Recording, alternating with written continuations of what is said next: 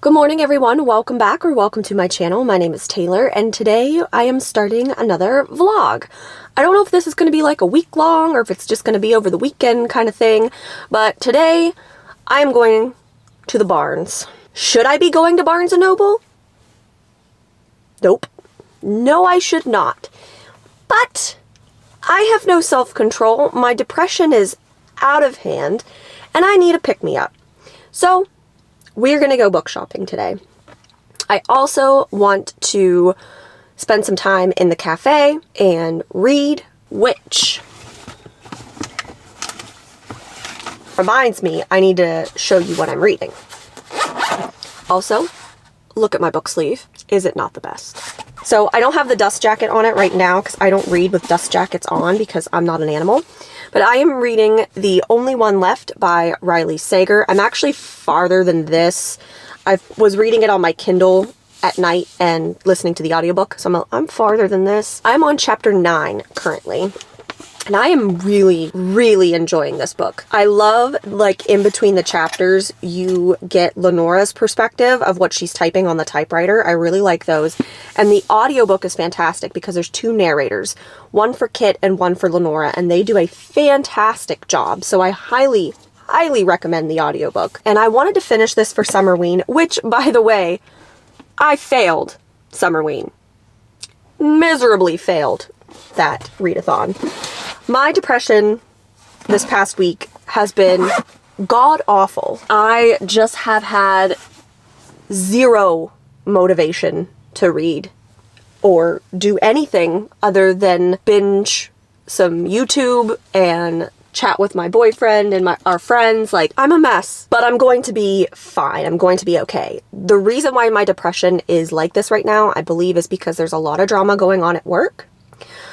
And I'm also, like, in that in-between finishing up this chapter of my life and starting my next chapter, and I'm very impatient, so that is kind of like bringing my mood down a little bit, but I'll be fine. I'm okay. I'm gonna go to Barnes & Noble right now. I need to get gas first, or I won't make it, because I'm a toxic person, and I wait till it's almost empty. We're gonna go to Barnes & Noble and kick some depression's ass.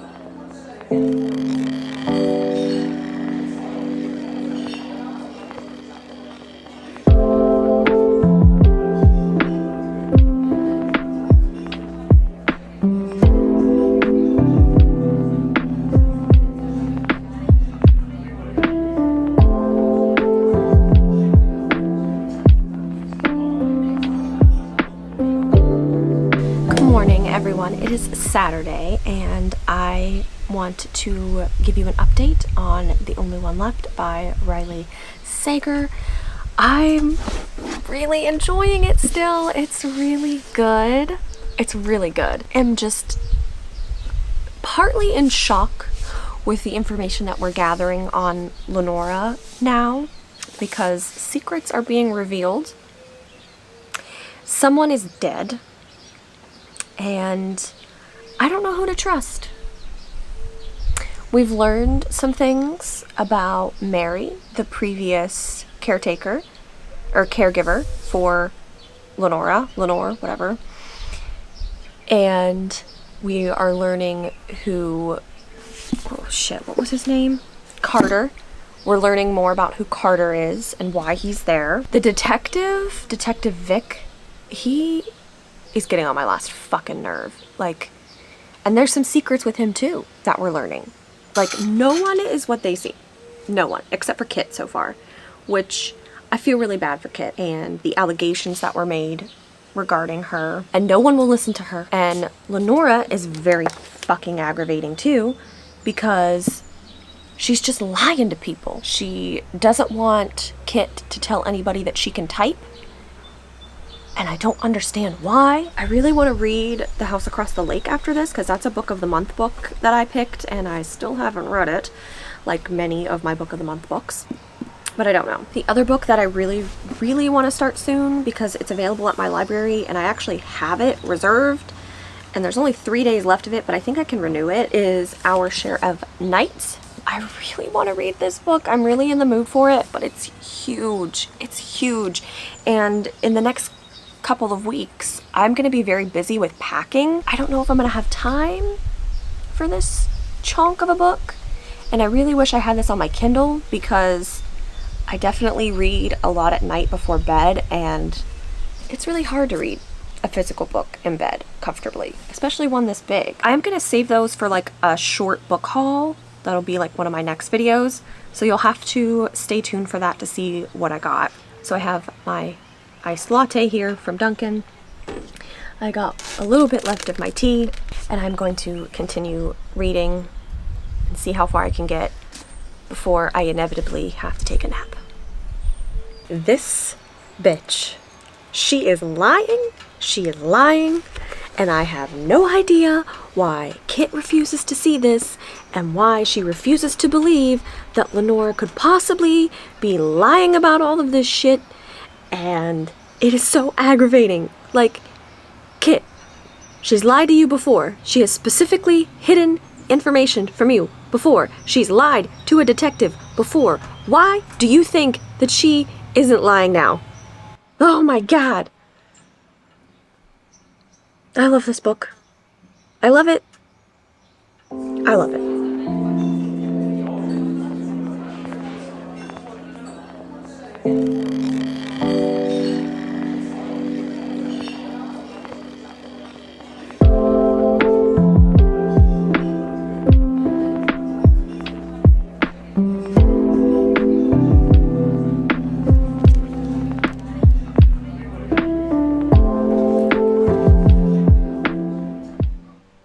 It's Mrs. Baker.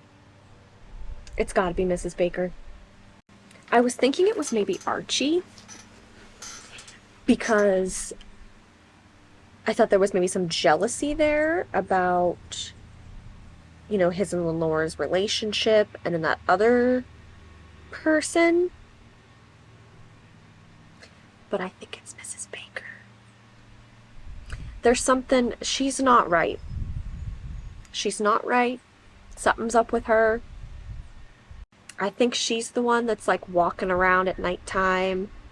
Because we've found out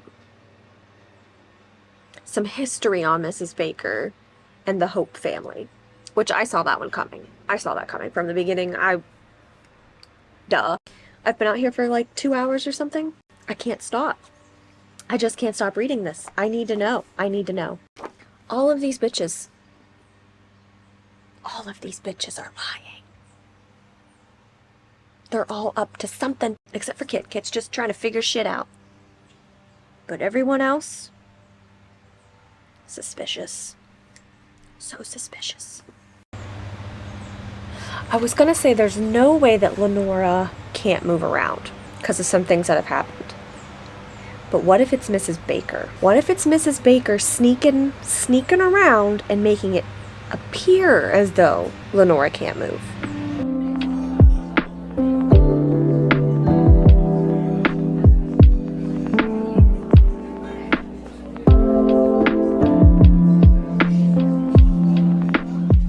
Okay, so I have officially finished The Only One Left by Riley Sager, and I'm gonna give this a 4.5 stars.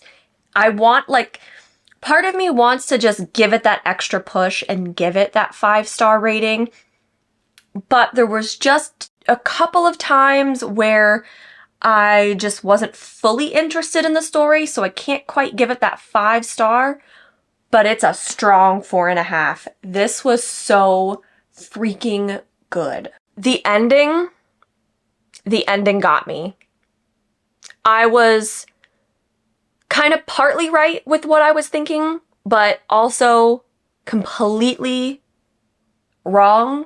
And I know that doesn't make any sense, but it does if you knew where my brain was at with what I was thinking or who the issue was, and then like what actually was the situation that had been going on. I saw like I was kind of right with like the first half of the twist. I was going in the right direction with what I was thinking. And then that like second twist of like revealing who a certain person really is, I was like, I would have never guessed. I would have never guessed. The writing in this was so engaging in the fact that you just wanted to keep reading.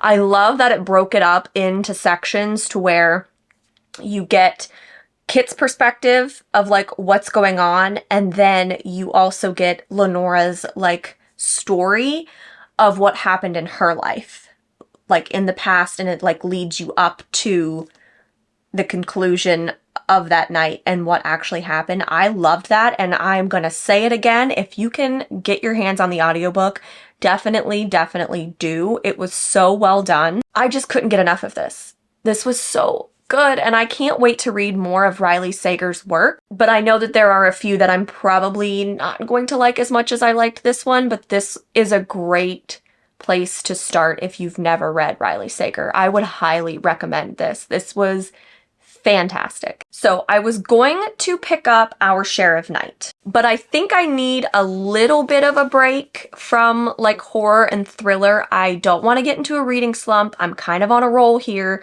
so I don't want to mess it up. So I'm gonna try and switch things up a bit. The next book that I'm going to start reading is Tomorrow and Tomorrow and Tomorrow by Gabrielle Zevin.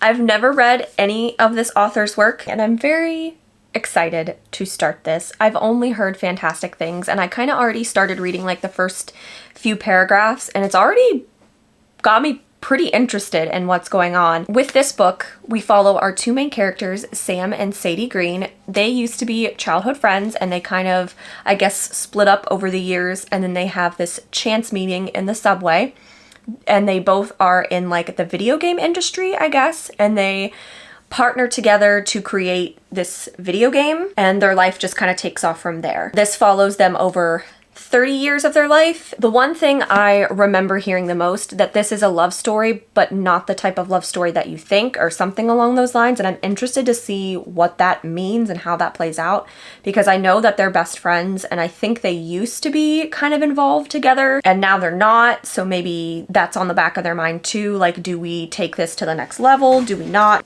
I am going to end this vlog here. I am going to start a different vlog for tomorrow and tomorrow and tomorrow. So thank you guys so much for watching. I hope you have or have had a great morning, afternoon, evening, night, wherever you are, and I hope to see you in my next video. Bye!